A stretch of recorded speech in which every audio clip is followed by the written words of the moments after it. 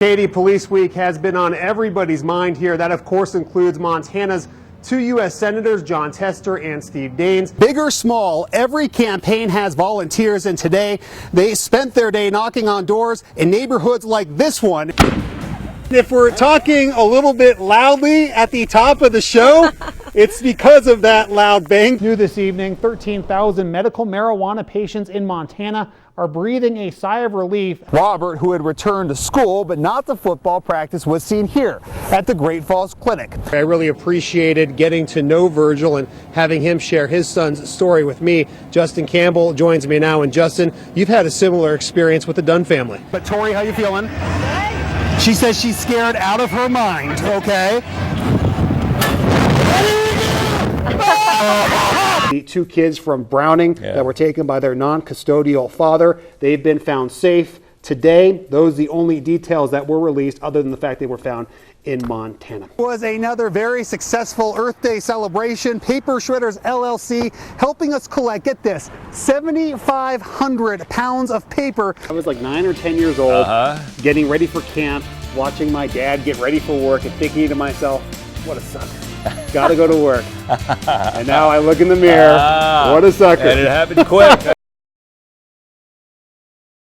A 3-year-old from Butte lost his life after being pinned under a metal dock at Canyon Ferry Lake. That's where ABC Fox Montana Stephanie Ponte joins us live from with more details on this tragic accident. Stephanie. Stephanie Ponte, ABC Fox Montana News. Stephanie, tough story. Thank you so much. The woman arrested in connection with the death of a 1-year-old Poplar girl will be arraigned tomorrow in tribal court. Janelle Red Dog appeared in a probable cause hearing last week. Tribal investigator Kenny Trottier testified Red Dog pointed them to an alley where the child's body was recovered. Trottier also testifies Red Dog admitted to punching the child several times. According to an attorney, Red Dog had been caring for the 1-year-old for 2 weeks. The arraignment is scheduled to begin at 1 o'clock. A plan to improve Montana state parks is in the works. There are about 16 state parks that were purchased using some federal money and are only allowed to be operated for the purposes designated in the original purchase. For example, some state parks like Giant Springs are meant to preserve wildlife habitats, while others are meant for hunting or fishing. The Montana State Parks Board has asked Fish, Wildlife and Parks to create a committee that will look at the funding and how they can attract more visitors to enjoy each park.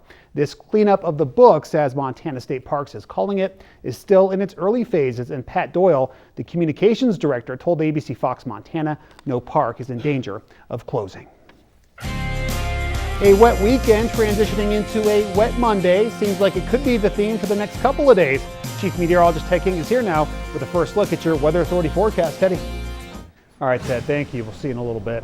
Tonight, the Great Falls Public Schools Board will decide whether it will adopt a resolution calling for an elementary and high school bond election on October 11th. The elementary and high school bond districts total over $98.8 million.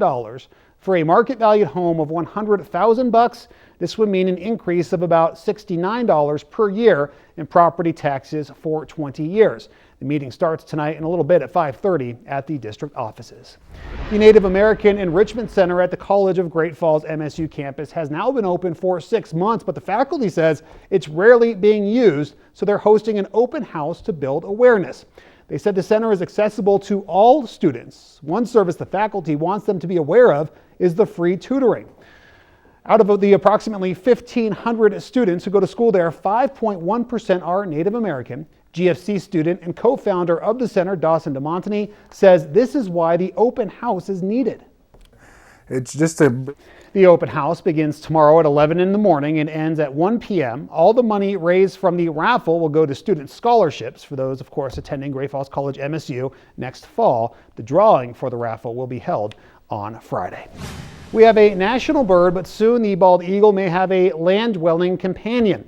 ABC Fox Montana's Morgan Davies has the details on a bill that is being pushed to name a national mammal.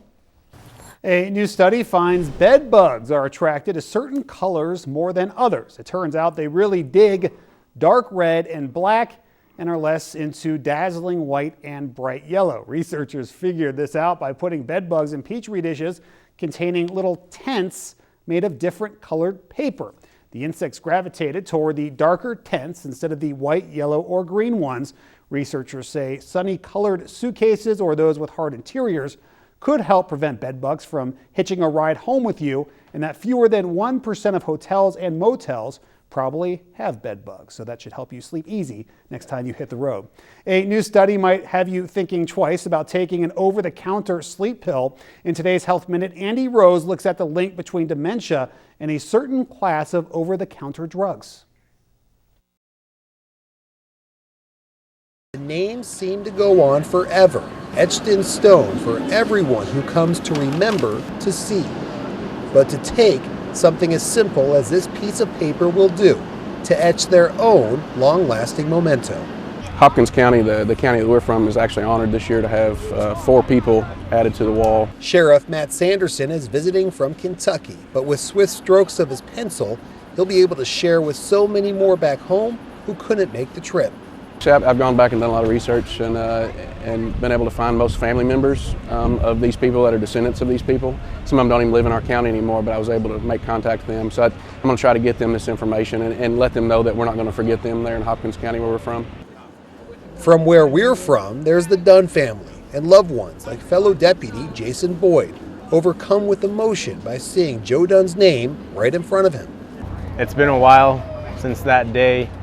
And you see yourself doing stuff in the future like this, you know things like this are coming, you don't really know how it's going to affect you, and it hits you. He can't take the wall with him, so he's taking home a handmade memory for himself and for so many others who care for Deputy Dunn. We must have copied about 40 of them just now because we want everybody, we're the ones that are here right now to experience it, but we want everyone at our office to be able to experience it and see that name, to see the pictures of the memorial and where it came from. I mean, it's huge for us. Right there on that line. It's a marking on a paper that they'll cherish to remind them of their trip to this wall, which was made to remember.